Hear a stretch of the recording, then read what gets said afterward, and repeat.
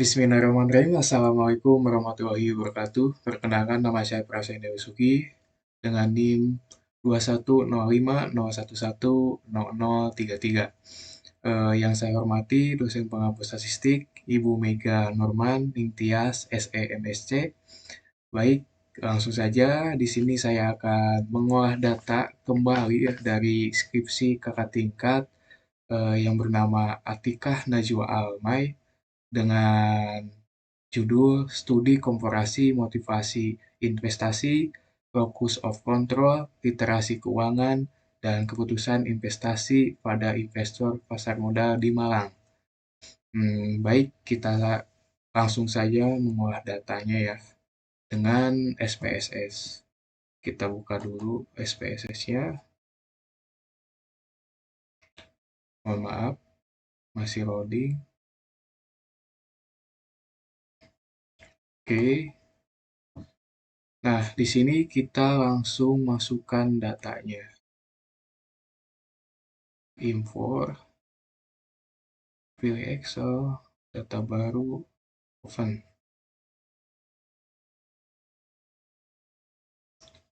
Oke. Nah, di sini ada X1, ada X1 itu motivasi investasi, yang kedua X2 itu locus of control, yang ketiga X3 itu literasi keuangan, dan Y-nya itu keputusan investasi. Jadi yang dimaksud variabel bebas atau independen itu yang pertama X1 motivasi investasi, yang kedua X2-nya locus of control, X3-nya literasi keuangan, dan variabel dependennya yaitu Y, keputusan investasi. Maka dari itu kita langsung olah saja datanya ya. Klik OK, kita tunggu. Nah, sudah muncul. Langsung saja ke yang pertama ya. Kita akan mengujinya dengan uji reliabilitas. Apa sih reliabilitas itu? Reliabilitas apa ya? Bahwa uji reliabilitas bisa dikatakan reliable jika suatu variabel nilai convex alfanya itu lebih dari 0,6, dan jika sebaliknya nilai convex alfanya kurang dari 0,6 maka dianggap tidak reliable. Maka kita cek ya, klik analisis, terus scale, terus reliability analysis, klik. Kita apa namanya dari X1 dulu ya, X1 sampai X1 10 kita masukkan, lalu klik statistik, current correlation, item, scale F item, dan continue. Semuanya udah masuk, kita tinggal OK. Maka hasilnya ada. Nah, di sini convex alfanya itu apa? Lebih dari 0,6. Maka dari itu eh, kita itu dulu ya, copy as dulu image. Lalu kita masukkan ke ini. Apa nama yang pertama? Uji reliable reliable real reliabilitas. Yang pertama X1. Oke. 1.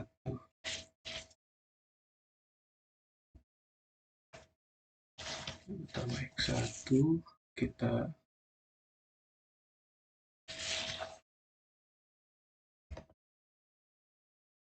copy. Nah, kita di sini kan ada convex alfanya terlihat 748. Maka Mohon maaf, ini saya nggak apa ya, menginterpretasikannya nggak diketik tapi pakai suara saja karena nanti ada di laporan penelitiannya.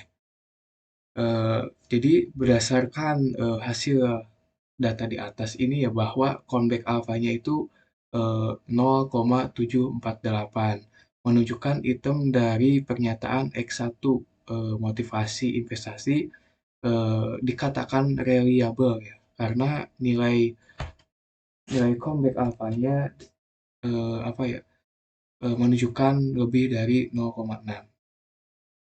Baik, kita kembali lagi mengecek ke apa namanya X2-nya. Kembali lagi analisis, scale, variabilitas kita yang X2. Oke, mas. Sorry salah. Kita buang dulu yang ininya. Satunya buang. Lalu yang X2.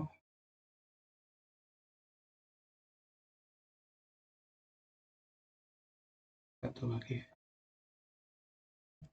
Oke, masukkan. Tinggal oke. Nah, muncul ya. Oke, kita bias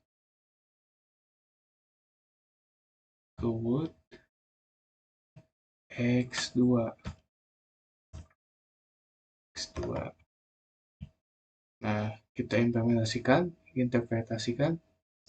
berdasarkan hasil apa ya data di atas ini bahwa convex alfanya itu apa 0,815 menunjukkan item dari pernyataan X2 locus of control dikatakan reliable karena nilai convex alpha dari item tersebut ya menunjukkan lebih dari 0,6.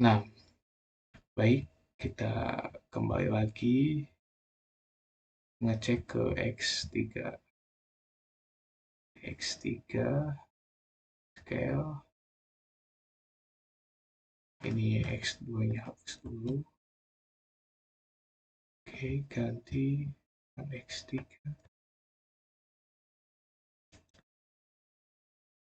Oke. Nah, ini lalu pindahin ke Word. Jadi, sorry. Jadi X3. Oke.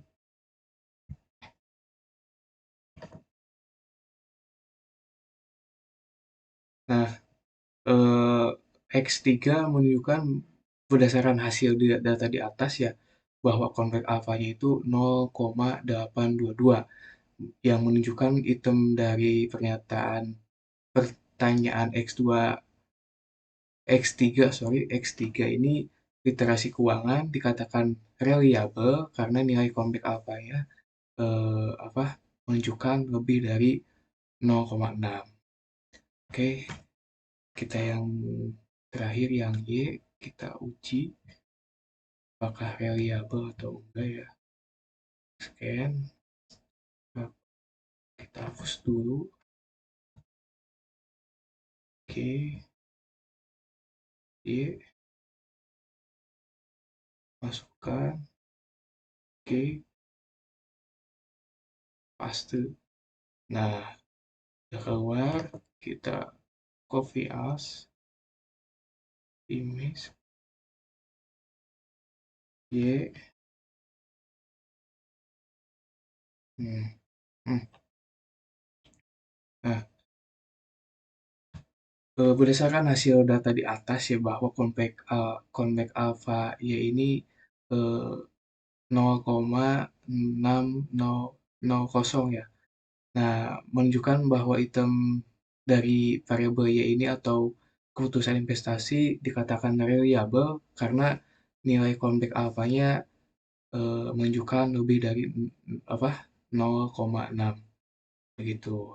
Oke, kita kembali lagi ke data.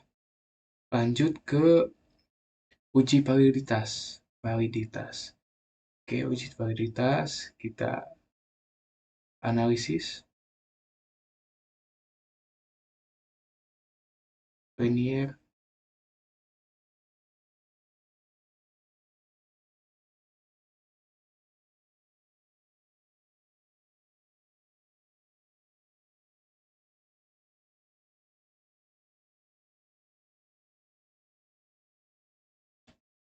Ini masuk ini. Oh, sorry, salah. Analisis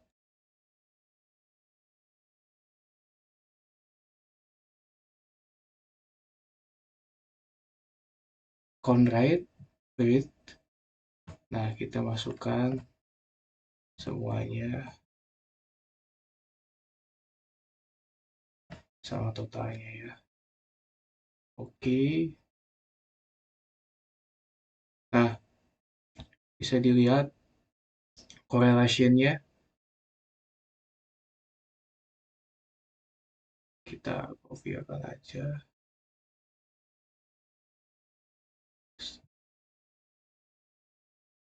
Oke.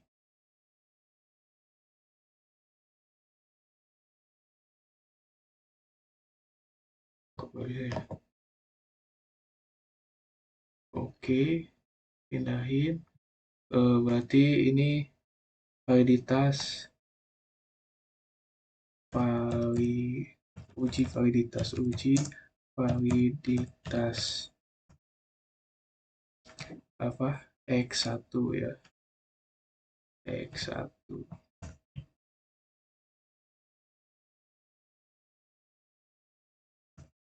enggak mana cukup baik.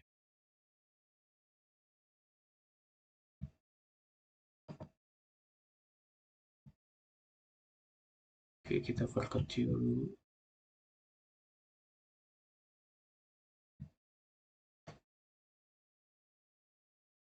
Nah, berdasarkan hasil tabel di atas menunjukkan bahwa semua item pertanyaan dari variabel X1 motivasi investasi dikatakan valid ya, karena hasil dari nilai di atas signifikan menunjukkan nilai di sini apa ya, kurang dari 0,5 0,05 ya, menunjukkan eh, nilai 0,05.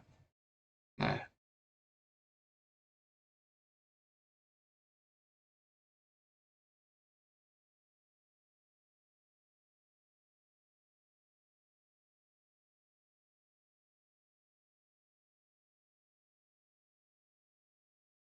oke, kita lanjut ke X2, validitas. Kembali lagi ke data, analisis, convert, brief. Ini kita hapus dulu.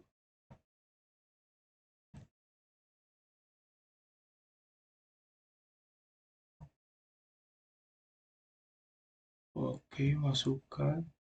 Oke. Nah, ketemu juga di sini apa nomor satunya eh, berdasarkan ya, kita dulu, kita image, pindahin dulu ke Word, sorry.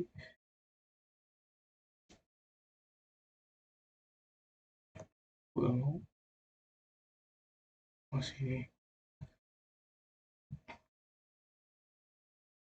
Nah, di sini bisa dilihat bahwa eh, apa ya, hasil data tabel di atas ini menunjukkan bahwa semua item pernyataan dari variabel X2 atau locus of control dikatakan valid karena hasil nilai di atas signifikan menunjukkan nilai kurang dari 0,05. Seperti ini, teman-teman. Oke, kita lanjut ke X. Berarti X3 kembali ke data analisis, complete. ininya kita hapus terlebih dahulu. Oke, X3, X3, oke.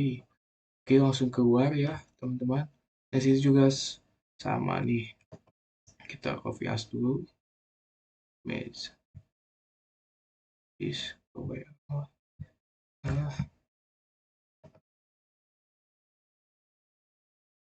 hmm.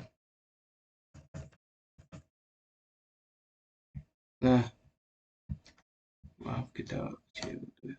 Nah, berdasarkan hasil tabel di atas menunjukkan bahwa semua item perdayaan dari variabel X3 ya atau iterasi keuangan dikatakan valid karena hasil nilai di atas signifikan menunjukkan nilai kurang dari 0,05. Oke, yang terakhir kita data Y. Data Y. Di sini, sorry, data Y.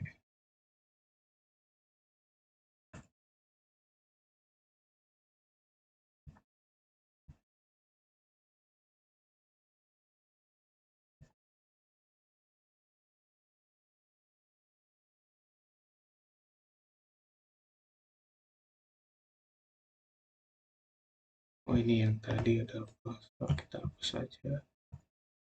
Kita cari yang data Y. Ketik data Y. Kembali lagi ke data, analisis, correlate, effect. Kita hapus yang Y. Oke. Nah, bisa dilihat kita ke Vias dulu, pindahin ke Word.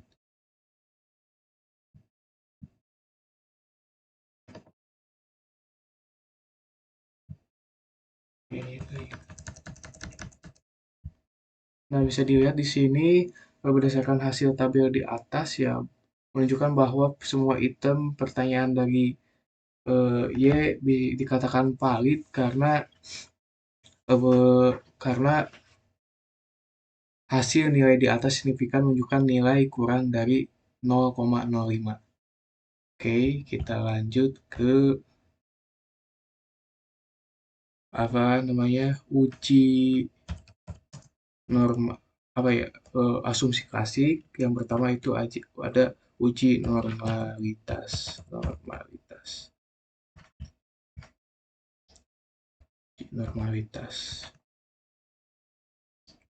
Uji normalitas itu apa? Uji normalitas itu dilakukan untuk mengetahui apakah distribusi residual memiliki distribusi normal.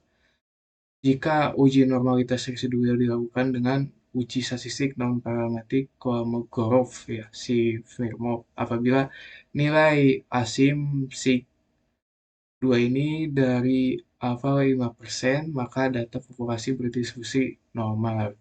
Dan sebaliknya, jika nilai asim sig 2 kurang dari alfa 5% atau 0,05, maka data populasi tidak berdistribusi normal. Kita akan buktikan ya. Asumsi klasik. Kita kembali ke data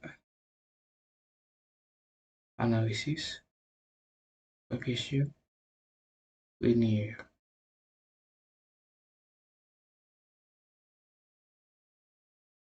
Total Y,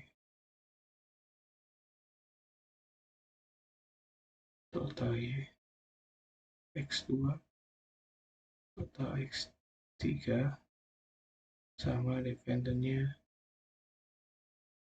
Y. Kita atur dulu statistik. Ini diklik, klik,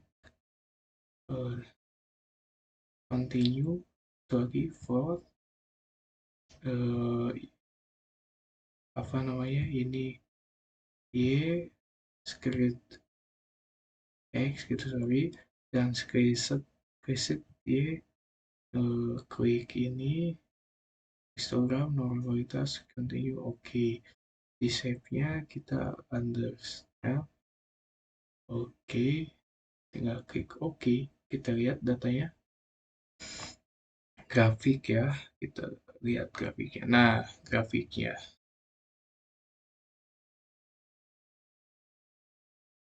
di sini ada grafik, kita image pindahkan ke kayak diskusi ini, analisis grafik,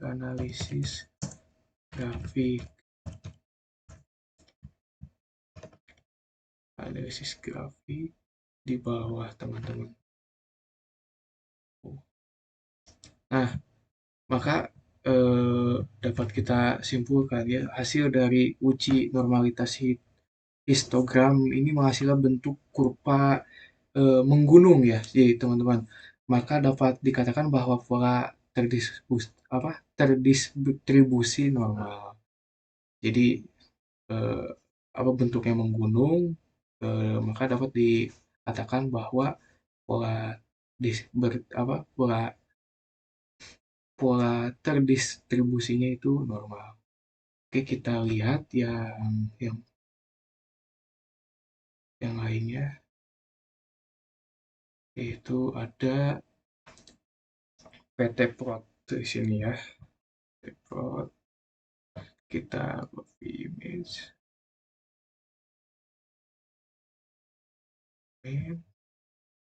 sini kita perkecil saja teman-teman. Nah, hasil uji bisa apa ya? Ini kita interpretasikan secara lisan. Hasil dalam uji normalisasi plot ini menghasilkan garis diagonal ya. Diagonal, maka dapat dikatakan bahwa pola terdistribusi normal, teman-teman. Nah, ininya ya, diagonal jadi teman-teman. Oke, kita ke uji KS ya.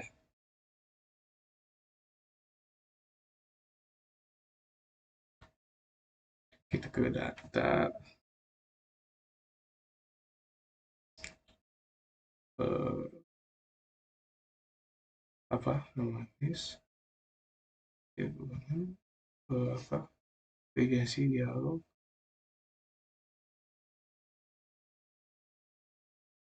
Nah, kita masukkan ini, tinggal oke. Nah, kelihatan ya teman-teman. Di sini ada apa ya? On sample Komgorov Smirnov test. Nah, kita copy as.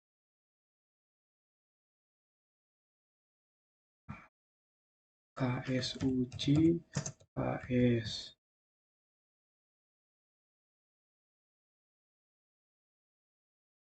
Nah, di sini uji KS nilai asimpegnya ini. Nah, mana asimpeg?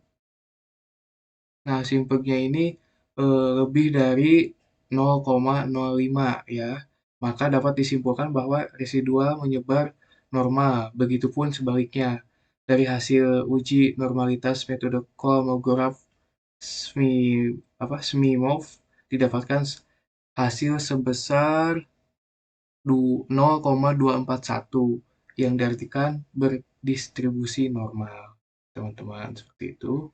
Kita lanjut ke kita lanjut ke uji apa namanya,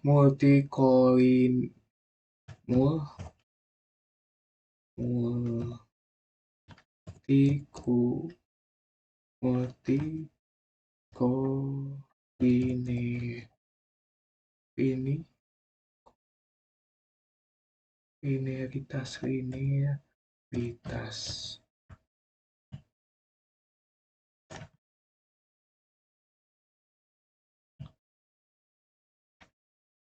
Yang dimaksud uji multikolinearitas ini bertujuan untuk menguji apakah model regresi ditemukan adanya korelasi antar variabel bebas dan kurun independen ya teman-teman. Eh, kita langsung saja uji.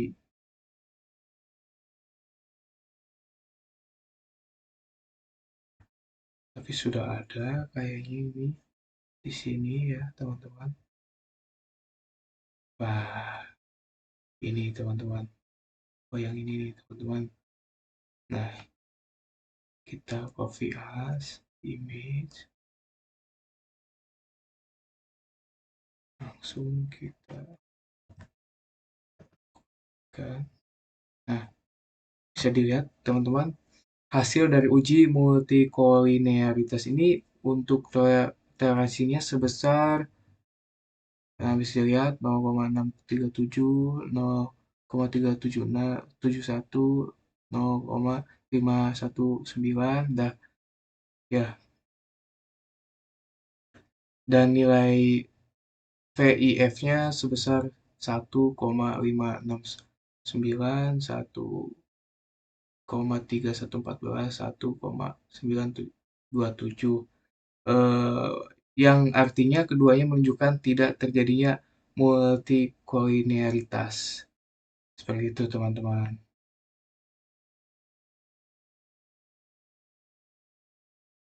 Lanjut ke uji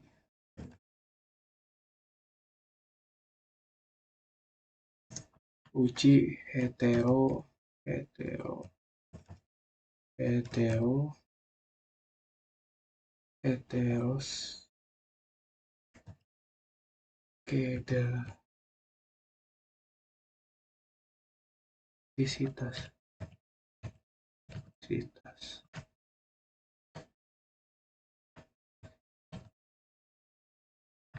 Kita kembali lagi ke data. Oke, kita ke ini terlebih dahulu. Kita transport converter ABS posisinya ABS masukkan, terus kita enter masukkan. Nah, oke teman-teman, sudah, kita klik OK. Nah, kalau sudah, kita kembali ke analisis linear. Nah, kita ganti ya dependennya dengan ABS.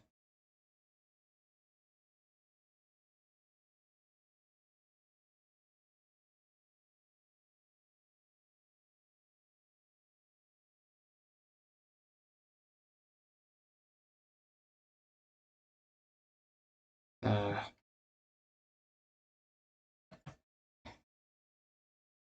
korelasinya nih bisa dilihat teman-teman.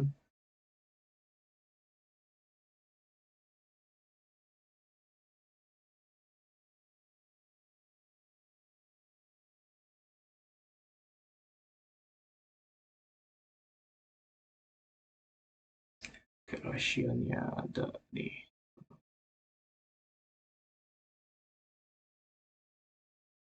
Image.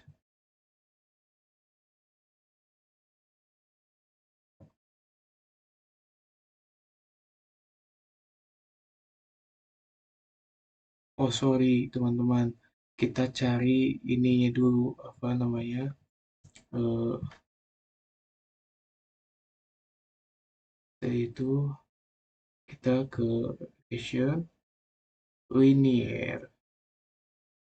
Kita ganti ininya, klik-klik ya, continue. Kalau sudah kita ke plot, ininya dihilangkan, continue. Yang shape-nya nggak ada bundar lagi, kan? Pilih OK, teman-teman. tinggal oke. Nah, bisa kelihatan ya teman-teman scatter plot-nya. Kita page ke Word.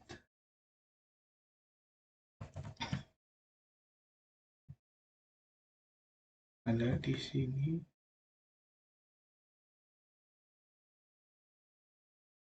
Eh, jadi interpretasinya itu hasil dari uji heteroskedasititas grafik scatter plot memperlihatkan. Nah, ini memperlihatkan eh, bahwa titik-titik yang menyebar secara acak serta tersebar baik di atas maupun di bawah pada angka 0 pada sumbu Y. Artinya tidak terjadi heteroskedis, heteroskedasis, kedasis, kedastisitas pada model regresi sehingga model regresi layak dipakai, teman-teman. Seperti itu. Nah, lanjut yang tadi ya, yang apa namanya, untuk ininya, correlation ya,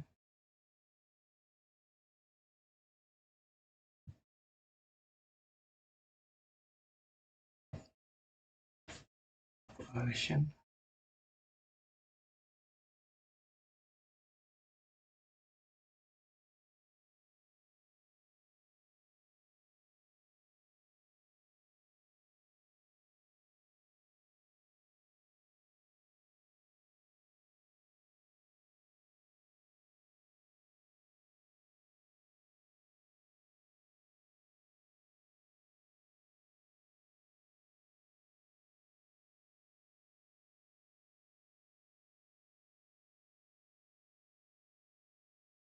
coffee.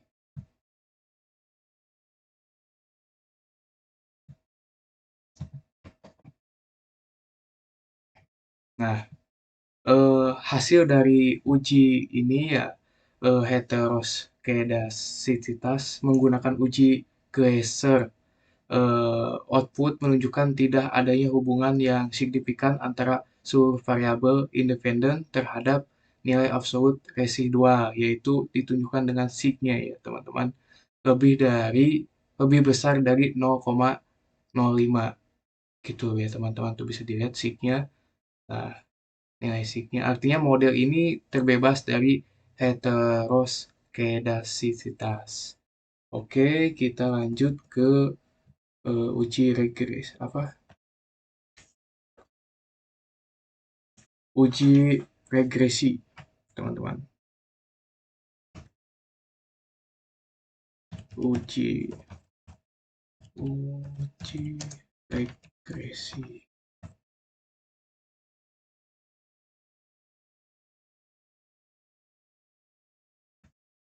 Yang pertama ada koefisien koefisien determinasi determinasi. Nah, apa sih uji regresi ini? Uji regresi ini apa ya, digunakan untuk menguji pengaruh suatu variabel bebas terhadap variabel yang terikat. Nah, di sini ada uji koefisien determinasi, maksudnya dengan tujuan untuk mengetahui seberapa besar pengaruh variabel independen dan variabel dependen dalam suatu persamaan regresi. Baik, kita kembali ke ini, langsung analis ke regression, normalitas.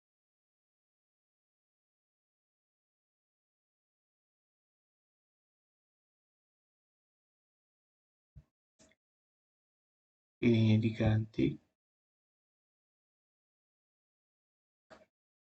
Y, statistiknya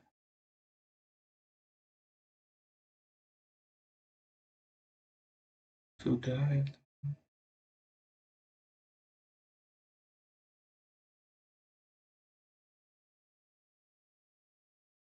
Oke, kita oke aja. Nah, bisa dilihat ya teman-teman di sini model samarnya. Kita image.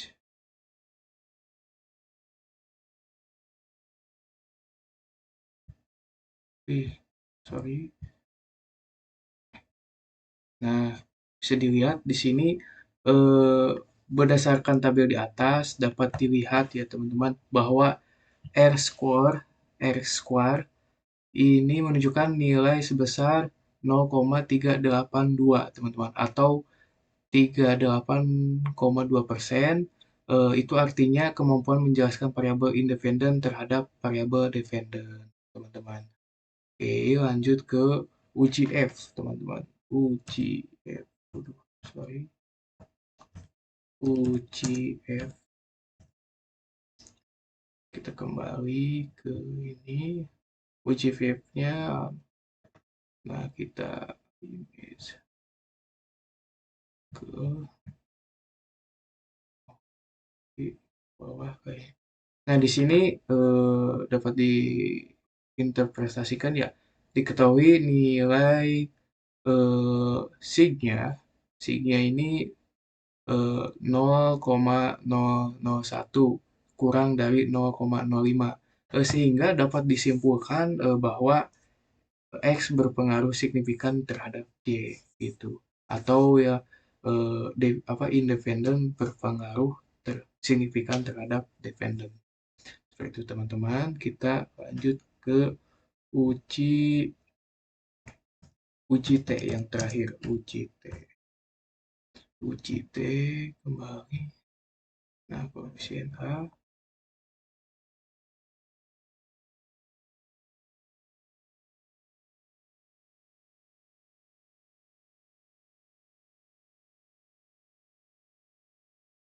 koefisien A.